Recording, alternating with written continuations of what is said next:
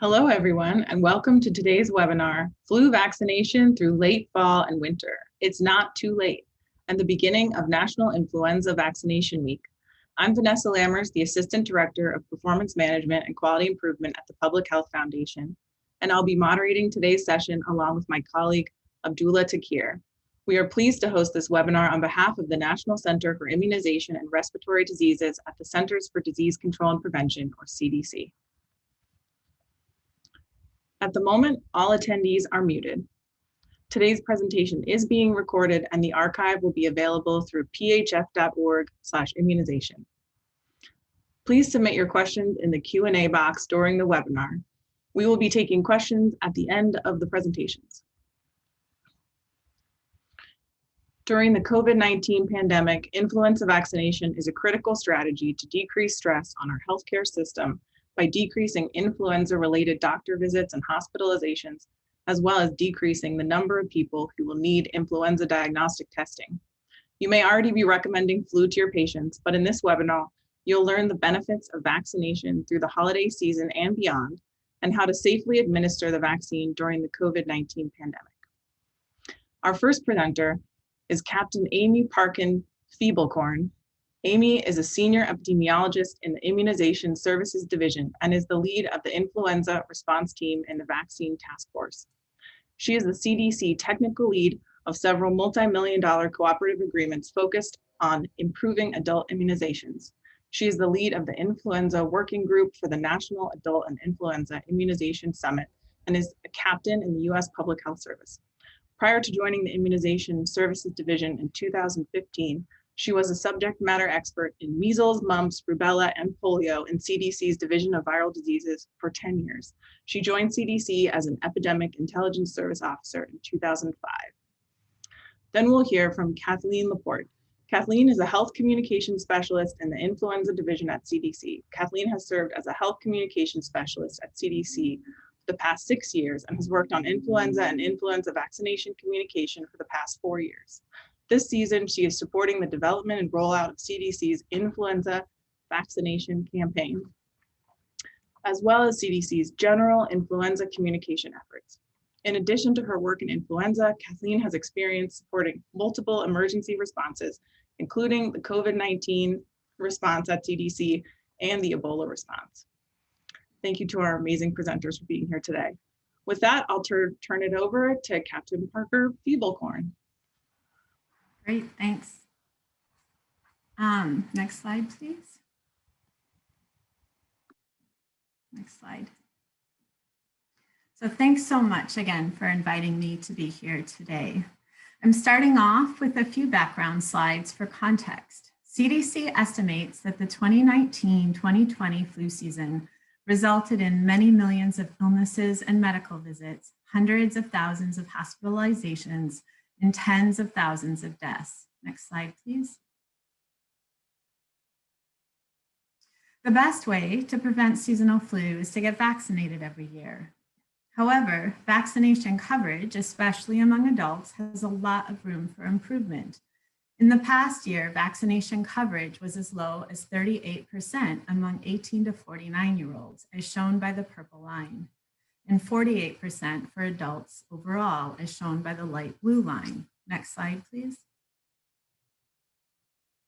We also see substantial differences in adult flu vaccination by state. Next slide. Additionally, there are long-standing disparities by race and ethnicity in coverage with influenza vaccine. This slide shows the striking contrast of how influenza vaccine coverage was lower among Hispanic and Black adults compared to white adults in all age groups, and among groups with and without underlying high-risk conditions. Next. Next slide. So as we plan for our current flu season, we've been looking at Southern Hemisphere flu activity, which has been reported at much lower levels than typical. Fewer countries reported flu surveillance data, and fewer viruses were detected in general. Physical distancing and other preventative measures to reduce spread of SARS-CoV-2, the virus that causes COVID-19, may have also helped to reduce the spread of influenza. The COVID-19 pandemic has also influenced health-seeking behaviors and testing priorities, as well as capacities, making interpretation of these data challenging. Next slide, please. Thus, it is unclear what impact the ongoing COVID-19 pandemic will have on our current flu season in the US. Currently, we have low to minimal flu virus circulating, which is shown in green on the map, which may be because of physical distancing and other measures to reduce COVID-19, but it may also just because we're delaying flu season this year. Next slide, please.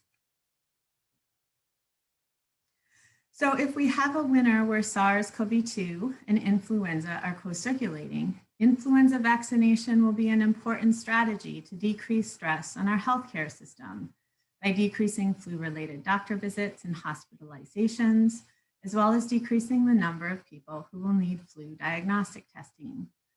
And given the risk groups that have been identified for COVID-19, influenza vaccination will be particularly important for staff and residents of long-term care facilities, adults with underlying health conditions, African Americans and Hispanics, as well as adults who are part of the critical infrastructure workforce. Next slide, please. There are also many barriers to flu vaccination this year that we didn't have in past years. Particularly, there might be fewer worksite vaccination clinics. In past years, we know that approximately 16% of adults receive their flu vaccination in the workplace. Other barriers include people potentially avoiding flu vaccination because they feel unsafe going into clinics or pharmacies, or even people thinking that they don't need a flu vaccination this year because they're not going into crowded settings, among other reasons listed here. Next slide. So in order to overcome some of these barriers, we need to share information on where people can receive their flu vaccination and ensure that we have coordinated messages across the healthcare spectrum from CDC, providers, health departments, and community health centers on the importance of flu vaccination. Providers can highlight the COVID-related safety precautions being implemented in their clinics so that patients feel safe in keeping their routine immunization appointments, and will need to address common misperceptions about flu vaccination, as well as continue flu vaccination efforts throughout the winter and spring, or really for as long as flu virus is circulating. Next slide. So this slide shows the flu vaccine doses in green that have already been distributed this year. As of November 27th, 188 million doses of flu vaccine have been distributed in the US. This is the highest number of doses distributed in the US in any given single season. Next slide. Next slide. So CDC is investing additional funding to support promotion and implementation of flu vaccination this year. $140 million in supplemental funding has been distributed among the 64 jurisdictions' immunization programs. The purpose of the funding is to support activities designed to increase flu vaccination coverage, including efforts to reach priority populations, establish adult immunization programs, and basically just to get flu vaccine into the arms of high-risk adults.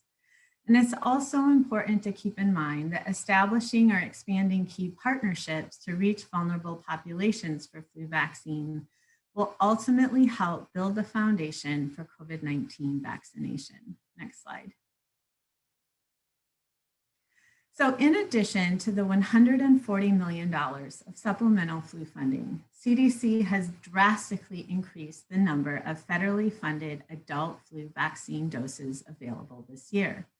This slide shows the federal flu vaccine doses that were pre-booked this past spring, which add up to 16.4 million pediatric doses and nearly 500,000 adult flu doses. Next slide, please.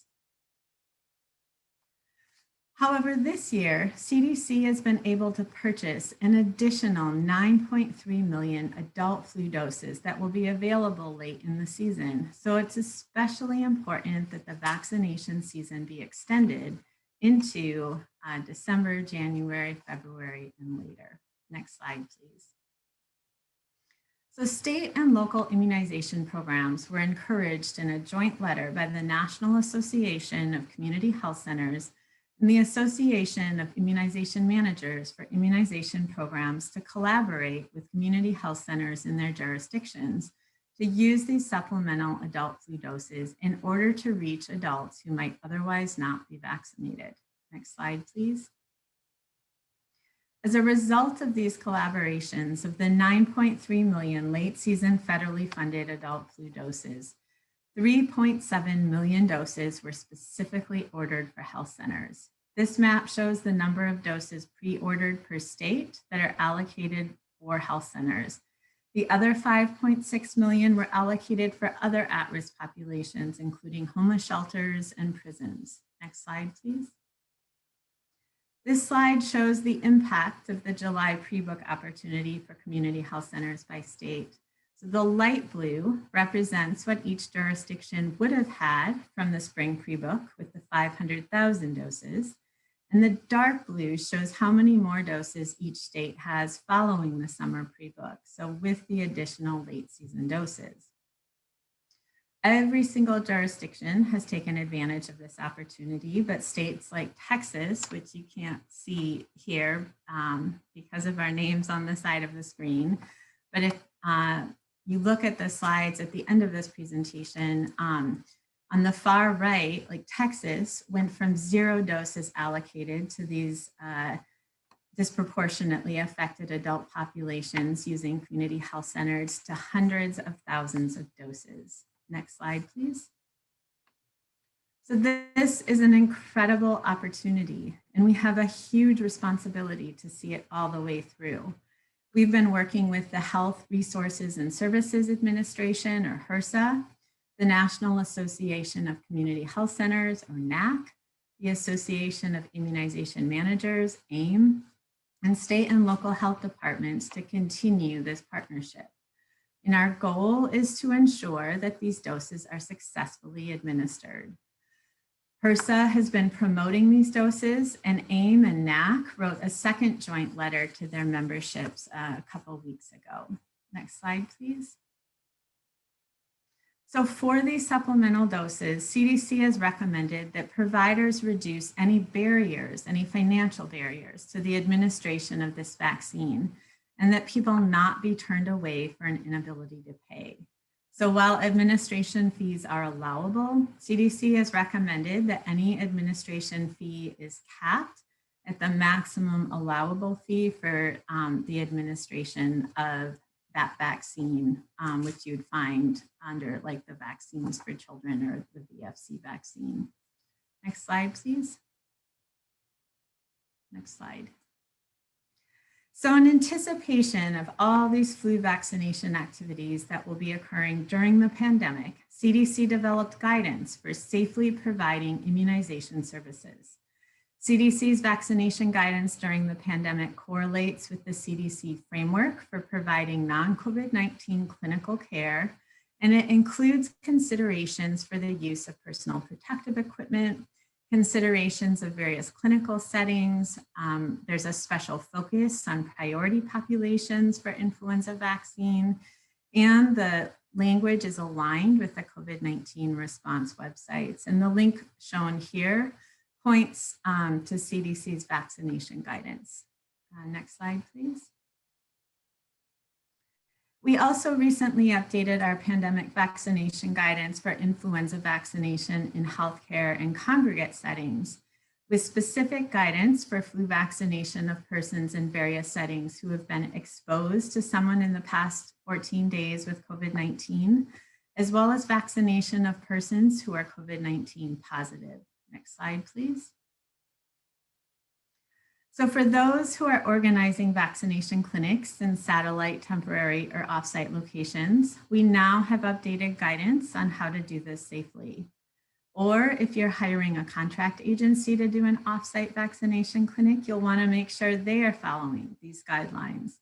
This is the website link to the landing page, and the website goes through each phase of the clinic, and it also links the checklist of best practices for vaccination clinics held in these non-traditional settings. Next slide. So the checklist of best practices is a step-by-step guide that helps clinic coordinators overseeing vaccination clinics held at satellite, temporary, or off-site locations follow CDC guidelines and best practices. Next slide, please. So I also wanted to make you aware of Vaccine Finder, which supports improved and timely access to vaccines, and it partners with over 34,000 care providers who opt in to participate and update their vaccine availability. So providers register to participate and list their site on the map, and then the goal is to make it simple for users to find a nearby location and receive vaccine. Users can simply select the vaccine they need, enter in their zip code, and click search. And the results display in a map and list format in order of distance from the search location. Next slide, please. So as I've mentioned throughout this talk, flu season is the dress rehearsal for the implementation of the COVID-19 vaccine. And this is the timeline for the COVID-19 vaccine release as we know it, and all the groundwork that has been done through partnering, messaging, innovations, and immunization data tracking for flu vaccination has set the stage as we anticipate the possibility of COVID-19 vaccine being available to a broader population in 2021. Next slide. So I shared earlier how only 48% of adults receive their flu vaccination annually. And a recent poll showed that only 50% of Americans plan to get a COVID-19 vaccine, and the percentages dropped dramatically for racial and ethnic minority populations, with only 25% of Blacks and 37% of Hispanics stating they would get a COVID-19 vaccine. Next slide, please.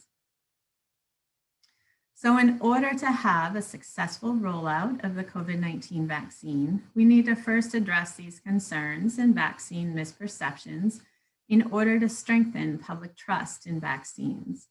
Vaccinate with Confidence is CDC's strategic framework to reinforce confidence in vaccines by advancing 3 key priorities. The first is to reinforce trust.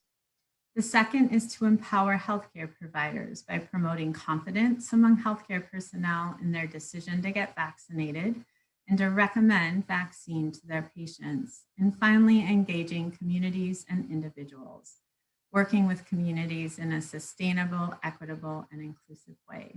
Next slide, please. CDC has resources that you can use on how to make strong vaccine recommendations. And as part of the second strategy of the Vaccinate with Confidence framework, we have developed resources for healthcare providers to support effective vaccine conversations and to help you answer your patients' questions about vaccine. Next slide, please. Next slide. So in summary, flu vaccination will be more important than ever this season, particularly among our most vulnerable populations. With the $140 million in supplemental flu funding and the additional 9.3 million adult flu doses, we have an enormous opportunity. But it's also a huge operational challenge to make sure that these doses don't go to waste. Now, as everyone's attention is shifting to the COVID-19 vaccine implementation, we still have to make sure that flu season remains a priority so that we don't have co-circulating viruses. And we also, want to continue promoting vaccination throughout the season to our patients. We are going to continue partnering and working with state and local health departments as they establish new and strengthen existing partnerships with community health centers in their jurisdictions, as well as with partnerships with other at-risk groups. And as I mentioned earlier, all of this groundwork with flu vaccination is really helping prepare us for the complexities involved in the implementation of a successful COVID-19 vaccination program. Next slide, please. Thank you.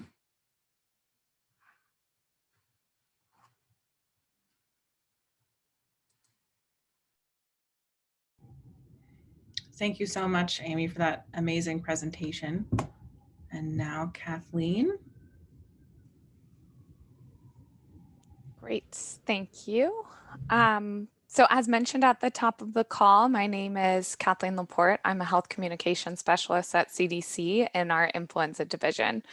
And Amy has given us a great overview on the importance of flu vaccine, especially for this season. And now I'm going to cover several of the communication resources that CDC has available to help promote influenza vaccination, especially this season. Next slide. So I wanted to start off by going over the core messages behind our communication around influenza vaccination for this season. We know that individuals, partner organizations, healthcare providers, you know how to talk to your audience, whether it be your patients or members of your community. So we want to provide messages and resources from CDC on the importance of flu vaccine, but also empower and encourage you to develop the messages and resources that will best reach your audience. So the core messages behind our influenza vaccination campaign for this season really are emphasizing why flu vaccine is more important than ever this year. We were able to do some quick message testing over this summer with adults on messages that motivate them to get a flu vaccine. And what that research showed is that people really gravitated towards messages on the importance of flu vaccine for protecting their loved ones, those they're close with and are around, and their community. That's something we see in a typical season. People see flu vaccination as protection for helping protect those around them, and that is motivating. But interesting for this season, we also did some testing around messages that incorporated influenza vaccination as a resource for reducing the burden of illness on our health systems during the COVID-19 pandemic. And we had messages about how getting a flu vaccine will reduce the overall amount of respiratory illness we're seeing, reduce the number of people who have to go into the health systems, into the hospitals, and in turn protect our medical resources, protect essential workers. And so these were the core behind our campaign messages from the start of the season. Next slide. And today I really want to focus on kind of where our campaign is going right now. We are currently in National Influenza Vaccination Week. It's taking place this week, and we have several activities and resources available that I'll go over. As Amy mentioned, we have more flu vaccine doses than ever before, but we know historically that flu vaccination drops off after the end of November, and people stop going in to get a flu vaccine. So this is a particularly important time to remind people that they can still go get their flu vaccine. There's still time, it's not too late. And we use this as really the second big push of our campaign to reach those people who maybe have not gotten around to getting a flu vaccine yet or not seen it as important for them. Next slide. So here's some key messages based on where we are in the current flu season and really focused on National Influenza Vaccination Week. We know this is a different flu season than normal. Flu activity is low right now, but we don't know what will happen for the remainder of this season. We are seeing flu in some select areas, and we know that flu hospitalizations will occur. So again, emphasizing the importance of still encouraging people to get a flu vaccine, reminding healthcare providers that they should still be talking to their patients about getting vaccinated. Next slide.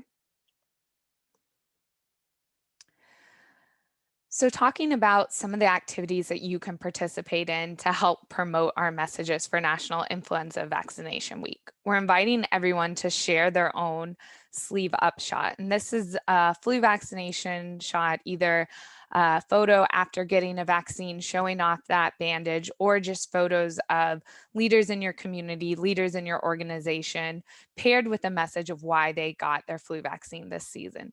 Really reminding people of the importance by leading by example and showing why flu vaccine is important for you. We'll also be hosting a tweet storm on Twitter on Wednesday, December 9th. You can visit our digital toolkit or the link in the slides to get the message that we are asking partners to share across their channel, so we can have one unified message that amplifies the importance of reminding people to get a flu vaccine. And then we just encourage everyone to help share the message that for those who haven't gotten vaccinated yet, there's still time and there's still really important protection that can be gained by getting vaccinated. Next slide. So talking a little bit more about our sleeve up activation, we have several resources and materials available, including videos, social media graphics, printable flyers and posters that really pair together the messages of preventing COVID-19 and preventing flu. And we call this our mask up, lather up, sleeve up. Mask up, wear a mask when you're out in public, lather up, wash your hands often, and sleeve up, roll your sleeve up to get your annual flu vaccine. So as I mentioned, there's several resources available, and we also have customizable frames that you can download and put your own photo into the frames when you share this sleeve up message and why it's important to get a flu vaccine this season. Next slide. So here's just an example of how some of our partners have been using this throughout the season, sharing their own photo, completely customizing these assets. And again, really leading by example by sharing those photos. Next slide. So finally, I wanted to cover some of our general resources that we have available for this season outside of just National Influenza Vaccination Week. We know that a recommendation of a flu vaccine from a healthcare professional is one of the strongest motivators for people to get vaccinated. So we have several resources available for healthcare providers about vaccinating during the COVID-19 pandemic, some of the guidance Amy mentioned earlier, as well as resources for healthcare professionals on making a strong flu vaccine recommendation. What is that language that's motivating to your patients? What are those strategies that you can take to have some of those difficult conversations of people who may not initially be interested or think a flu vaccine is right for them? And then also we have some of our webinars from throughout the season talking about influenza vaccination recommendations for this season, as well as those guidance during the pandemic. Next slide. And then I also wanted to mention, as part of our influenza vaccination campaign for this season, we partnered with the Ad Council and American Medical Association to develop the No One Has Time for Flu campaign. And this is a national campaign targeting adults, but based on message testing and research with African American and Latinx populations, and really encouraging and reminding people that with everything going on this year, no one has time for their life to be further derailed by getting sick with flu. So we have a flu vaccine available that people can get to help protect themselves. With this campaign, again, we have several resources available, including social media messages and graphics, audio PSAs, as well as video PSAs that will be airing nationally. All these resources are available in a toolkit to download, including customizable graphics that you can add your own logos to. And those URLs are listed below where you can get all those materials. Next slide. And then finally, just highlighting some additional resources from CDC. We have a whole collection of materials with several different communication messages, communication products, and I encourage everyone to go and look through our resources that we have available. Hopefully there's things that you can take and use to communicate with your audience. But again, please feel free to reach out. We know that you know your audience best and how to reach them. And if there's any questions you have or additional resources that'd be helpful from CDC on communicating the importance of flu vaccine, feel free to reach out to myself, my email is included in the slides and happy to discuss further. Next slide.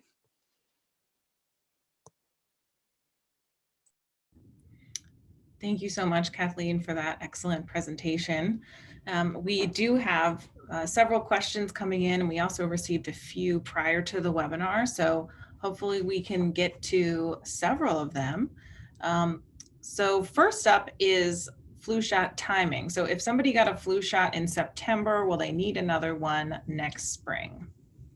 So the recommendation by the Advisory Committee on Immunization Practices is to only receive one flu vaccine per flu season. For kids under 8, there are situations where children might need 2 doses, but for adults, one flu vaccine per season is the recommendation. Excellent, thank you. Then we have several questions about the timing of the influenza vaccination as well as COVID-19 vaccine. I know that you touched a little bit about the guidance. Could you clarify on the timing of those two? Sure. So right now, there's no guidance given to us about co-administration of flu vaccines with COVID-19 vaccines. I mean, we know from other adult vaccines that are given that co-administration can occur as long as it occurs at different sites on the same person, but we don't have enough information yet, and I know the guidance is being worked on currently regarding co-administration of the 2 vaccines. You know, and one other thing people might want to consider, even if that is something that is allowed, you know, again, which it is for other vaccines to allow flu vaccination to be co-administered with other vaccines.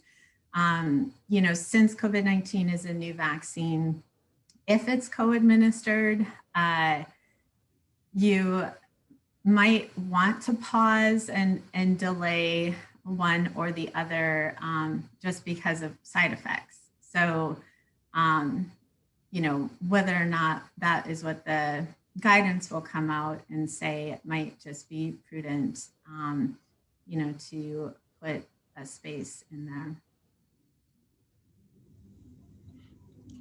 That's really helpful, thank you. And I think that answers all of our questions about the timing of those two. And Kathleen, I know that you've gone into some of this detail, but is there promotional materials or campaigns that specifically state the importance of flu vaccine during the COVID-19 pandemic? Yeah, so that again was one of our core messages for this season and included in a lot of our communication resources. We have scripted social media messages that speak directly to that, and those are available online on CDC's website, cdc.gov/flu. We have digital toolkit available both for our general seasonal flu campaign that include, as I mentioned, print resources, videos, social media graphics that really emphasize how important it is to get a flu vaccine this season. And additionally, because it is National Influenza Vaccination Week, we have key messages and new material available in a digital toolkit specifically for this week, also available on cdc.gov/flu. Excellent, thank you so much. And I believe the answer to this question is yes, but I'll let Kathleen clarify. The photo templates that you talked about, are those available in Spanish? So unfortunately, the frames are not available in Spanish, but social media graphics that reflect those same messages are available in Spanish. They have the same 3 action paired together of wearing a mask, washing your hands, and getting a flu vaccine. So while the frames are not currently available in Spanish, there are several coinciding resources available. Excellent. And are they available in any other languages? So the frames are not, but we do have a print resource available, again, with that 3 pronged message of Mask Up, Lather Up, Sleeve Up available as a print resource, and it's available in 15 different languages. And I can share a link in the chat or with you to share after, Vanessa. Excellent. Thank you so much. Yes, if you are able to put that in the chat for the attendees, that would be excellent. Lots of compliments on the informative presentation. One item is the specific strains that are in this year's flu vaccine. That's something that we've sometimes covered on previous webinars, so people may be interested in that. Sure. If you have that information. So the quadrivalent vaccines will include, or do include, an additional influenza B virus component from the B Yamagata lineage, which is unchanged from that included in the quadrivalent vaccine used during the 2019-2020 season. So for the 2021 season, the US egg-based influenza vaccine, so basically all the vaccines other than the cell-based and the RIV4 vaccines, will contain hemagglutinin derived from an influenza A Guangdong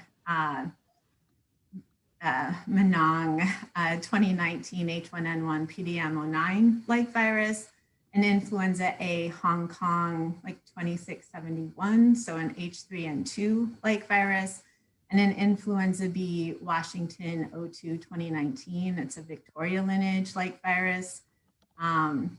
And then for the quadrivalent egg-based vaccines, an influenza B Phuket 3073 2013 Yamagata lineage-like virus. Excellent, thank you. I know we always have some folks that are looking for that information, and I can include that link to a website with that information in the follow-up materials. Yeah, and that information is also included annually in the influenza ACIP statement. The Advisory Committee on Immunization Practices updates the flu vaccine recommendations annually, like at the start of flu season or a little bit before the start of flu season. So this year, that ACIP statement came out August 20th, and every year you'll see what changes in the composition of the vaccine are, for the current year, and you'll be able to see what the strains are for the current vaccine. Thank you so much. Sure. I think you may have covered this earlier, but is there a specific time frame after a patient has been ill with confirmed COVID-19 to wait before getting the flu vaccine? So we do say in our pandemic guidance that you should consider deferring or postponing vaccination for at least 10 days after symptom onset and 24 hours with no fever, without the use of fever-reducing medication, and COVID-19 symptoms are improving, and for that same patient to no longer be moderately or severely ill.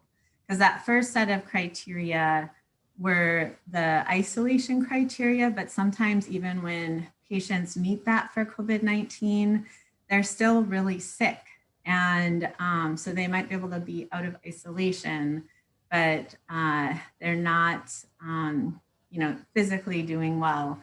And so that's why we say if you have anything beyond mild illness that you should defer. And then we also say consider further deferring flu vaccination until fully recovered from acute illness with COVID.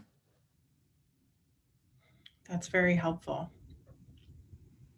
And what is the current recommendation for the age you should start to vaccinate for flu? So we say everyone 6 months of age and older. I think we'll do a few more questions if that's okay. And just so everyone knows, this webinar was recorded and we will make the archive available with all of the resource links and the slide deck, the PDF slide we put in the chat box, so you can access those slides now with the live links provided by our presenters. So do you have any information or research on the reasons for the disparity in people getting the influenza vaccine? So that is, I feel like, the $1 million question. We've seen disparities, as I pointed out in one of my earlier slides, with different racial and ethnic minority populations. We've seen disparities in persons with high-risk medical conditions. And, these disparities have been occurring for years. And we're just now really starting to do deep dives into some of the reasons for those disparities. It's particularly important because a lot of the hesitations that people have about flu vaccine carry over when they're thinking about whether or not they'll get vaccinated for COVID-19.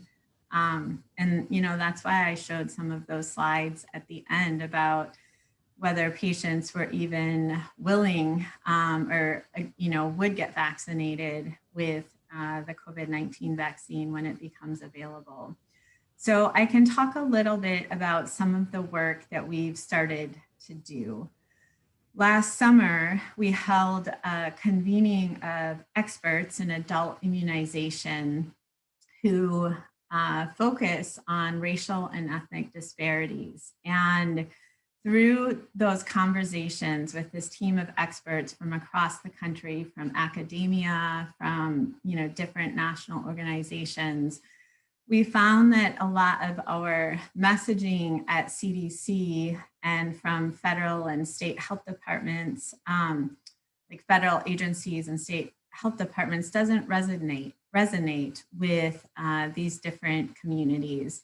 And so one of the things that we're doing is we're funding cooperative agreements with national partners who have reach into these local communities.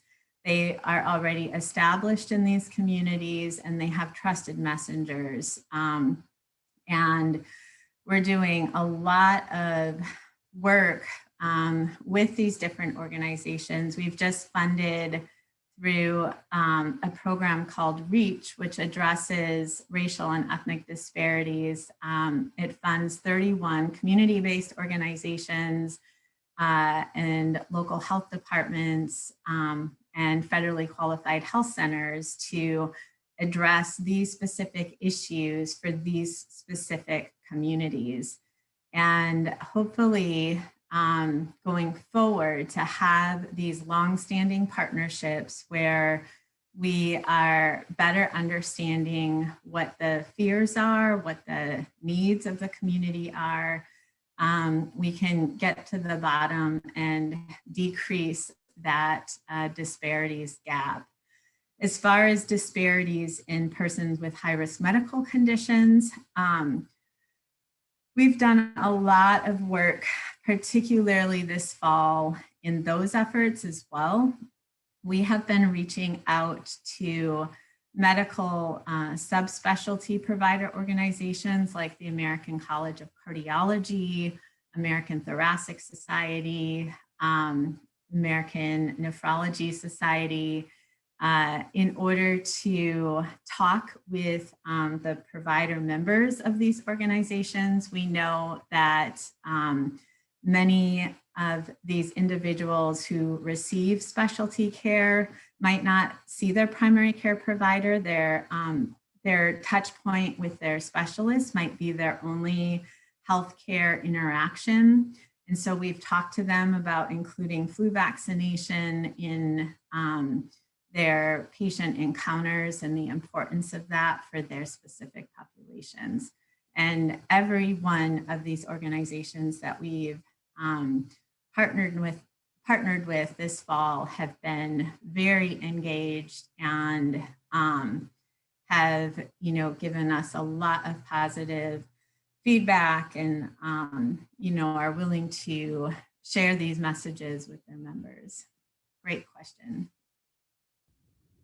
Thank you so much for providing all of that additional information. It's really great to hear that progress and the work that you're doing with those organizations. I really look forward to hearing more about that. I think we will just do 2 more quick questions. And unless we get many more, we'll wrap up. Someone's noting that their flu vaccines expire June 2021. So if folks want to get vaccinations this spring, are they able to do that? Or is there a period where it's too late? Nope, you can use flu vaccination all the way up until the beyond use date shown on the vial.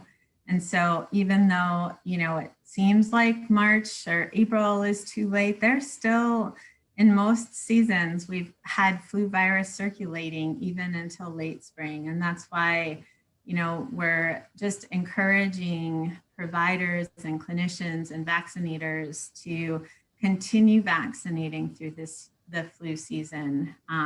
Flu doesn't stop circulating at Thanksgiving. And even though in the past that's traditionally been when flu vaccinations have really tapered off almost to nothing, we want to change that this year. And this year of all the years is probably, there's no better year to continuing to make sure that, at each patient encounter that, flu vaccination is at least assessed and recommended if they haven't already received it.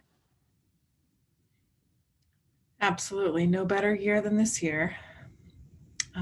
So I think for our last question, if someone has received the flu vaccine a certain period of months ago, 10 months ago, maybe January 2020, is there a certain point where they should not receive another if it's last year's flu season? Is there a period of time where you need to wait to give a vaccine again? So if someone gets vaccinated with this year's, this flu season's vaccine, so like flu vaccine that is recommended for the 2020-2021 flu vaccination season, let's say that person gets vaccinated in April with, the current season's flu vaccine. As soon as flu vaccine is available for the 2021-2022 season, they are eligible to be vaccinated again. So it goes by flu season, not by calendar year. Excellent. That's particularly helpful. Well, thank you so much to our amazing presenters today for all of the really helpful information you provided. And thank you everyone for joining us for the kickoff for National Influenza Vaccination Week. There are 2 upcoming events that I just wanted to point out.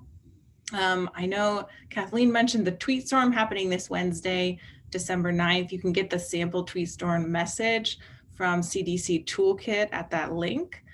Join us at 12 p.m. Eastern Standard Time. Public Health Foundation will definitely be participating in that. And then I just wanted to point out an American Academy of Pediatrics webinar that is also happening on Wednesday. We'll be featuring Amy Parker Fibelkorn along with a few other presenters talking about flu vaccination for people with special healthcare needs and disabilities. So for those healthcare providers who are caring for children and adults with special healthcare needs and disabilities, hopefully you can tune in to this on Wednesday. Thank you everyone for joining us. Again, this webinar was recorded. It will be archived at phf.org/immunization. And if you have any questions or comments, feel free to reach out to us at immunization@phf.org. Have a great rest of your day.